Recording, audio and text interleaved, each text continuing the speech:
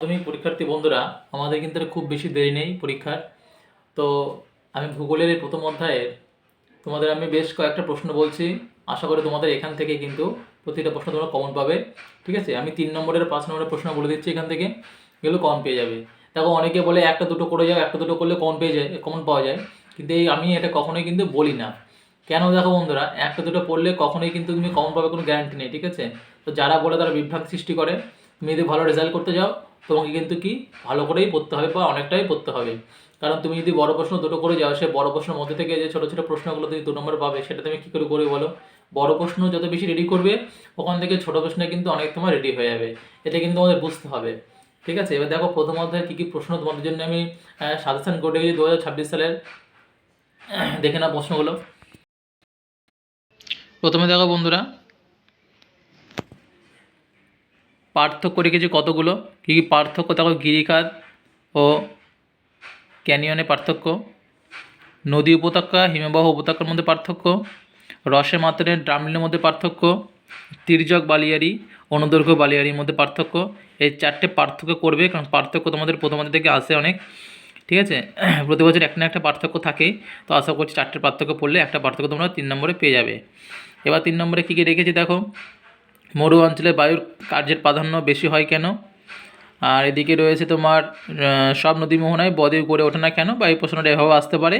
বদ্বীপ সৃষ্টির মানে কীভাবে বদ্বীপ সৃষ্টির অনুকূল যে পরিবেশ রয়েছে, অনুকূল পরিবেশগুলি কী কী। ঠিক আছে, এবার দেখো আরেকটা রয়েছে বদ্বীপ কীভাবে সৃষ্টি হয় চিত্রসহ। তোমাদের অনেক রকম বদ্বীপ রয়েছে, শ্রেণীবিভাগ রয়েছে। তোমার যে কোনো একটা বদ্বীপের ছবি দেবে এবং বদ্বীপ সৃষ্টির যে প্রক্রিয়াটা সেটা কিন্তু লিখবে। ঠিক আছে, সুন্দরবন অঞ্চলে জলবায়ু পরিবর্তনের প্রভাব আলোচনা করো, প্রশ্নটা করবে।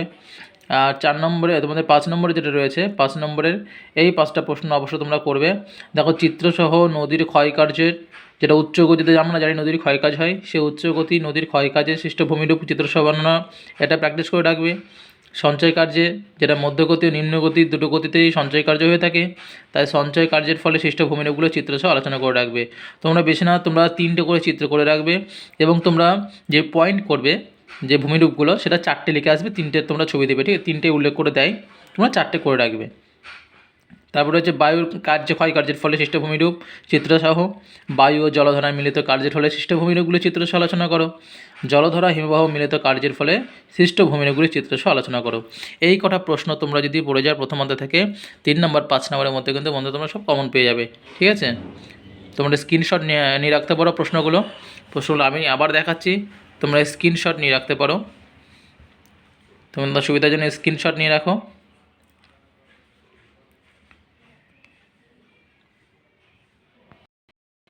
ঠিক আছে বন্ধুরা, তোমরা এই কটা প্রশ্ন রেডি করে রাখবে, তাহলে প্রথম অধ্যায় থেকে তোমাদের কোনো প্রশ্নই কিন্তু আটকাবে না, প্রতিটা প্রশ্ন তুমি অ্যাটেন্ড করতে পারবে। ঠিক আছে, বড় প্রশ্ন বেশি করে করার একটাই অর্থ, তোমরা 2 নম্বরের এখান থেকে যে পয়েন্টগুলো হয় না, সেই 2 নম্বরগুলো তোমরা এখান থেকে কিন্তু কমন পেয়ে যাবে। ঠিক আছে, এই জন্য 2 নম্বরগুলো কিন্তু করে রাখা, বড় প্রশ্ন যত বেশি করে স্টাডি করে রাখবে তত কিন্তু ভালো।